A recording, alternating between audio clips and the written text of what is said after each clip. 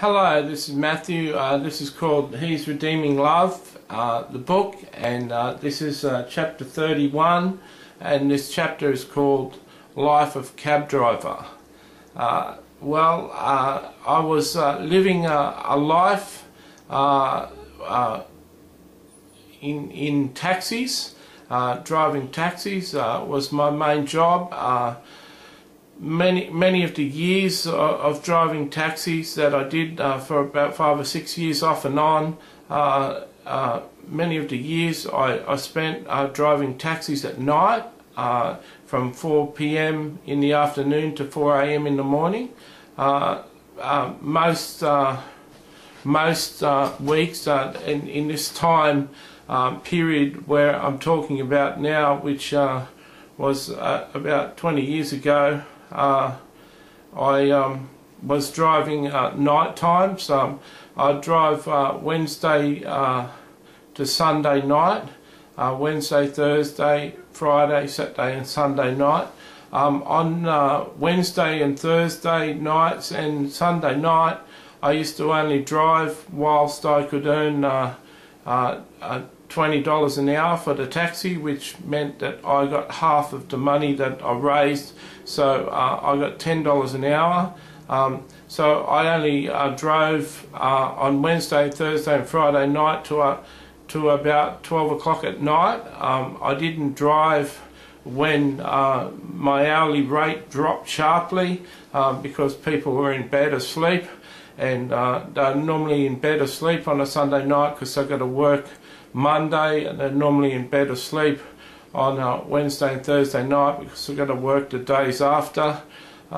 It's only really Friday and Saturday night that people used to stay up late, and it was busy all night through for the 12 hours. So I was an experienced cab driver. I could earn quite a lot of money in the time allotted to me, and I refused to spend time driving taxis on Wednesday and Thursday night past 12 o'clock and on a Sunday night past 12 o'clock, where the hourly rate could drop to $3 and $4 and $5 an hour for the taxi driver. It simply wasn't worth it, and I became very experienced at earning money real fast in the early hours of the taxi shift, and I was a very experienced driver.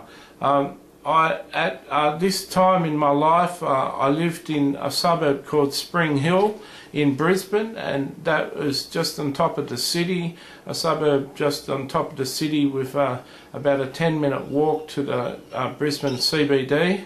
I lived on top of a hill on top of the city, and I lived about 3 minutes walk from major buildings, high-rise buildings that were in the northern part of the city.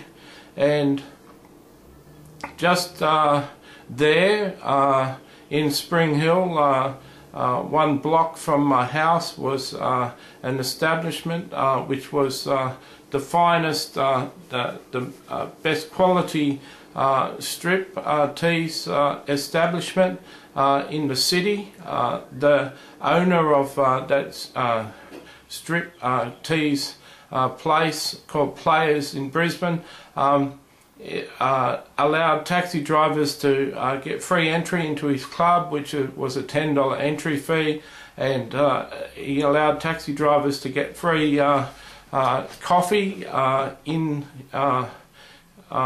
brewed coffee in his establishment, and free soft drinks. So taxi drivers were encouraged to come and spend their downtime in the strip club and drink coffee or soft drinks, and get to know the strippers and the girls and the wait staff, and generally enjoy themselves in the strip club, which always had naked girls undressing in them. They had a stage where young girls would undress every 10 minutes, and they had a back area where the girls used to do lap dances, where they'd take all their clothes off and dance on the laps of men, and the men would touch them and all sorts of things. And So it was a very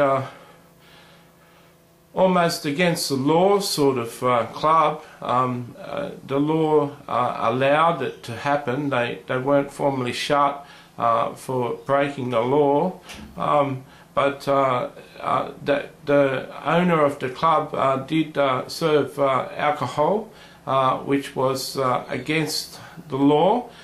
He didn't have a liquor license. He didn't have a license with the ability to serve alcohol, and he ignored those liquor licensing laws, and he used to stock a full bar and charge bar prices for the alcohol, and it was a big money spinner for him. The strippers used to earn half of their income, half of what they raised doing the strip tease and the lap dances. Half of that money raised used to go to them, and half of the money raised used to go to the owner, and the owner used to make $10 on each person coming into the club, and used to make normal bar price profits from the alcohol. The alcohol in the strip club wasn't more expensive than it would be in a normal hotel, and so if a person could adjust to the $10 entry fee, they could go for a night's drinking in the strip club and watch strippers and be in the company of naked women, and be in the company of women with scantily dressed women in like swimsuits. Then it'd be an enjoyable place to hang out, and it was full. The club was always full of men, and it was a very handy place to drop off and have a coffee and spend your downtime, and it was a very handy place to park your taxi outside of and get passengers coming home, coming out with full of alcohol that needed to get a lift home to their place. You could never be sure where the people who frequented the club lived, and so there were some short taxi drives to take them home, and there was some much longer taxi rides to take the men home, and so that was profitable for me to spend time there and take men home if I chose to. What I did on a Wednesday, Thursday night and a Sunday night is I used to take my taxi back by 12 o'clock at night, like I said in the previous chapter, or like I said in this chapter, and I would stop off at Players and drink all night. I had an ability which was a fairly good drinking ability to consume alcohol. There were certain strippers in the club that I really liked, and I had a good reputation that I didn't book the girls in the strip club to have lap dances with me. I told all the new girls that when they approached me and asked me if I wanted a lap dance, that no, I just visit the club and I'm a friend of the strippers, and if they want to get a lift home with me on a Friday and Saturday night, I could take them home without them worrying about me knowing where they live. And the young girls who used to go and talk to the other strippers about me, and the other strippers would confirm that, yeah, Matthew isn't a sleaze. He respects us, and he's a good fellow to talk to, and yes, you can get a lift home with him, and he takes a few of us home on a Friday and Saturday night when we knock off. And so I used to have quite a number of girls in the strip club that were friends of mine. Some were moderate sort of friends, some were a lot more friendly. I had a number of girls where if I was in the city of Brisbane on a day off, Monday, Tuesday, or another day during the week, and I was down there in the city doing something, and I bumped into one of the strippers when she was off duty. I had a number of strippers that were close enough friends to ask what I was up to, and if I was going for a coffee or going for a movie, they'd pitch in and come along with me. So they weren't just friends that you have when you're in your establishment. Some of them were friends that I had in and out of the establishment, and a couple of them over my time I'd been invited to their place. One I was invited to dinner, and another time I was dropping the girls home, and I was invited to stay and have a drink and smoke some marijuana with her. And I have to say that I didn't often use marijuana because with my mental illness it used to make me feel a bit funny and think a bit funny. And this one time I smoked some marijuana with this girl 30 kilometres south of the city in my taxi, and I got back in the taxi, which was breaking the law, and I was under the influence, which was not a good thing to do, and it certainly made for an interesting trip home. We've all done things, I'm sure, that weren't good, but I never did that again. I learned from my lesson. I took the taxi back and was pleased that I got the taxi back in one place, and never participated in smoking marijuana when I had to drive a car again. I certainly understand that there would be many people during the week, during the weekends, driving cars under the influence of drugs, and I certainly don't recommend it. The marijuana was a lot more impairing to my mind and my driving ability than alcohol was, or alcohol has been. Not that only once in my life had I drunk enough to realise that my driving wasn't very good, and I parked the car and called a taxi home and picked my car up the next day. So in driving cars I've been very responsible, except for that one time where I spent time smoking with that prostitute, not the prostitute, the stripper. In the strip club I used to have people approach me because I was in a taxi uniform, and people used to approach me and ask me what was the best stripper in the place, and could I recommend a stripper. And I used to have a standard line which said, do you prefer a brunette, do you prefer a blonde, or do you want the one that I believe is the best? And some of them would say they prefer a brunette, and I'd suggest a couple. Some of them would say they prefer a blonde, and I'd suggest a couple. And when they asked who was the best one, I'd suggest a girl that I believed was the nicest girl. She was a beautiful girl. She was a terrific friend of mine, and she was very good at what she did.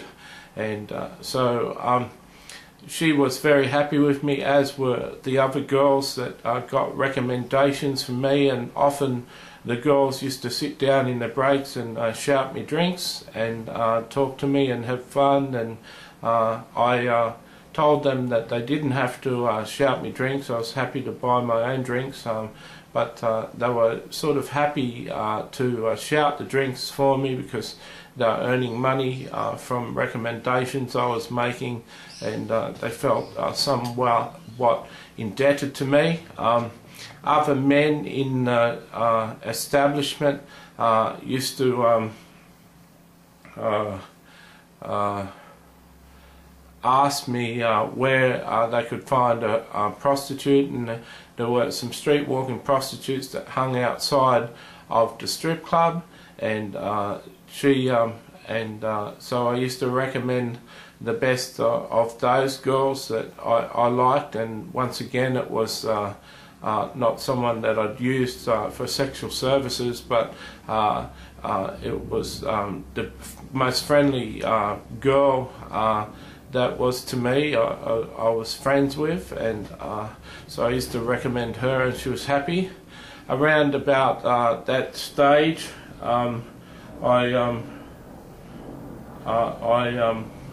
had an addiction to prostitutes that had continued from my early life, and I used to, on a Friday night, around about 8:30 when it got quiet, I used to go and see a prostitute for half an hour and have sex with her and then continue on. On a Friday night, the prostitute used to cost about $120 for half an hour. This was about 20 years ago, and that would I'd make about $150, $170 on a Friday night, and so that would take most of my money out. Certainly, I had to keep on driving on a Friday night because it took not only the money I earned, but money that I'd earned for the taxi. So I could never quit at 8:30 on a Friday night or 9 o'clock after I'd seen the prostitute, because I would have owed taxi owner money for what money I'd earned on the meter already up until that point.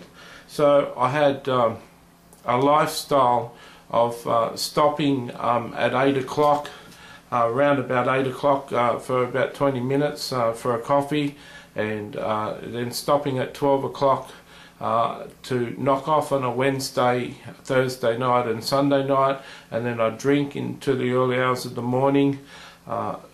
On the Friday and Saturday night, I used to stop the taxi around 8:30 and have a break.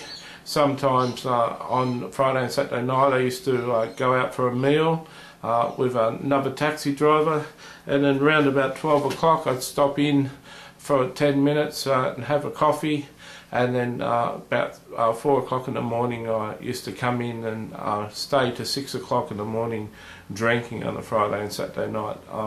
Certainly some people talk about their non-Christian life as though it wasn't fun and was not enjoyable, and they were suffering really bad and had a hard life, and how their life was transformed with Jesus Christ and had never been better.